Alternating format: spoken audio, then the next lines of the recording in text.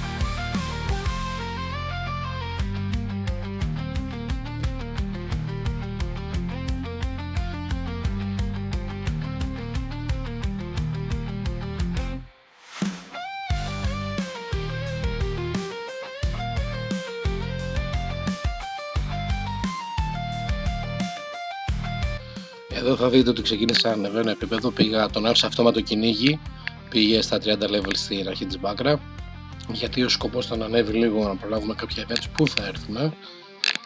Εντός σε λίγων ημερών θα έχει και event ψαροπάζλ, οπότε ήθελα να το κυνηγήσουμε λίγο.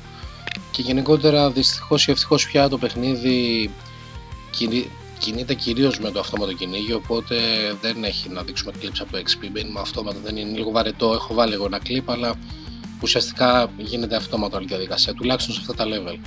Τον προχώρησα τον παίχτη να πάει 35 level να πάρει 2 ικανότητες και όπως είδατε και λίγο πριν στο κλιπάκι έχω φροντίσει τα σουπάκια για να μην σας πιάνω χώρο και χρόνο από το βίντεο που είναι λίγο άχρηστος χρόνος, τα βάζω λίγο με μικρό παραθυράκι παράλληλα πάνω στο κεντρικό να παίζουν, που τα στείνω, που δείχνουν τις τιμές και το τι περιμένουμε από αυτά. Εδώ πέρα είναι η δεύτερη φορά που συνεχίζουμε το βίντεο με Young. Είδαμε 32 εκατομμύρια στην αρχή του βίντεο, εδώ βγάλαμε άλλα 48 εκατομμύρια από αυτά που βάλαμε. Βοήθησε πολύ και η κόκκινη κορδέλα που πήγε σε καλή τιμή. Εδώ ετοιμαζόμαστε, θα μπουν κάποια 15 γάντια κλέφτη να βοηθήσουν λίγο την κατάσταση.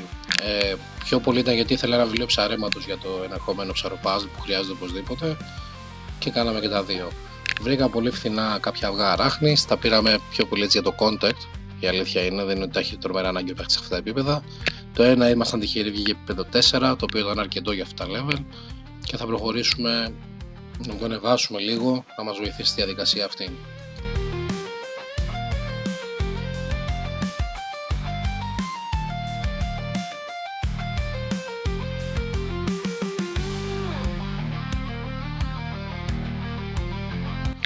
Φορτώσαμε κάποια μετάλλια λόγω του χαρακτήρα, γιατί θέλω να κάνει στρατιωτικό οπωσδήποτε. Πρέπει να ξεκινήσουμε πάρα πολλές ημέρες. Έχω σκοπό να κάνω ένα συνεχόμενο βίντεο με όλες τις αποστολές αλόγου μαζεμένες, για να μην είναι πολύ βαρετό. Πήραμε αρκετά μετάλλια θεωρώ για να γίνουν τα πρώτα. Και κάπου εδώ ψάχνουμε λίγο και να φτιάξουμε τον έξαλλο, γιατί δεν πήγε Master στο 17. Για τους νεότερους παίχτες, αν δεν το γνωρίζουν, οι ικανότητες Master μπορούν να πάνε μετά το 16 στο 17. Να πάνε κατευθείαν Master. Αν πάει 17, 18, 19, 20 η ικανότητα, είναι χαμένη πόντη ικανότητας που δεν το θέλουμε. Οπότε κυνηγάμε κάποια βιβλία της Λύθης με την επωνυμία της ικανότητας. Εδώ θα δείτε τώρα, θα βρω ένα βιβλίο της Λύθης που είναι έξαλλος. Και με αυτό έχουμε τον τρόπο να κατεβάσουμε ένα πόντο ικανότητας κάτω, δηλαδή από το 17 να ξαναπάμε 16 και να προσπαθήσουμε άλλη μια φορά να το κάνουμε Master στο 17. Γενικότερα όλη η σημασία του παιχνιδιού στο κομμάτι των ικανοτήτων είναι να παλεύεις πάντα να κάνεις το 17 την ικανότητα Master, να μην πηγαίνει να 17, να είναι 16 κατευθείαν Master.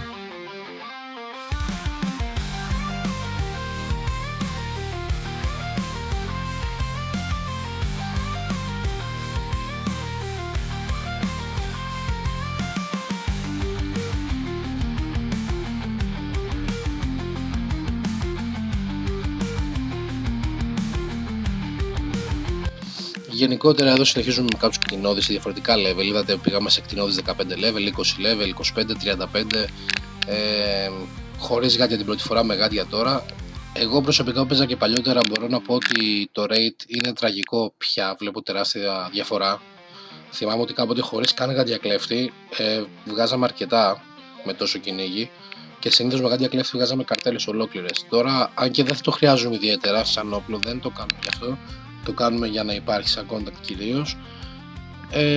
Είναι ότι περίπου στους 40 κτηνώδεις ας πούμε βγήκε ένα πανσέλινο και ένα κεράτινο. Ήταν πάρα πολύ κακό το rate. Δεν ξέρω αυτές συγκεκριμένα σε μένα παίξει ή όχι, αλλά γενικά νιώθω ότι με το Medri με τα χρόνια έχουν πειράξει πάρα πολύ τα rates και έχουν αλλάξει πάρα πολλά πράγματα.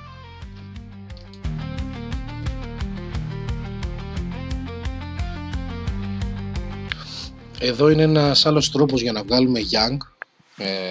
Από τα 35 level και μετά γίνεται αυτό, η αλήθεια είναι. Θες ένα μικρό κεφάλαιο κάποια εκατομμύρια, μπορείς να πας στον αλχημιστή και να σπάς αντικείμενα και αυτά τα αντικείμενα σου δίνουν κάποια θράσματα ενέργειας πίσω. Το έχω βάλει σε πολύ fast forward γενικά αυτό το κομμάτι. Απλά κάνεις drag and drop και τα σπάς ουσιαστικά πάνω του και είναι τυχαίο το ποσό που θα σου δώσει αν σου δώσει κάποια θράσματα. Είναι μια τρομερά χρονοβόρα διαδικασία και πάρα πολύ βαρύτητα για το game, γιατί μπορεί να φάει πάνω από 2 ώρες για να βγάλεις ας πούμε 1000-1500 κομμάτια. Αλλά είναι αρκετά κερδοφόρα, δηλαδή κάποιος έχει την υπομονή, θα δείτε και παρακάτω ότι πουλούνται αρκετά στην αγορά. Το έκανα εδώ πέρα 2 κλιπάκια σας έχω έτοιμα, το έκανα πολλές παραπάνω φορές από αυτά τα 2 για να μαζέψω, αλλά μάζεψα 1100 κομμάτια τουλάχιστον. Στην αγορά η 200 θα πάει στα 12 εκατομμύρια αυτή τη στιγμή στον ελληνικό σερβερ.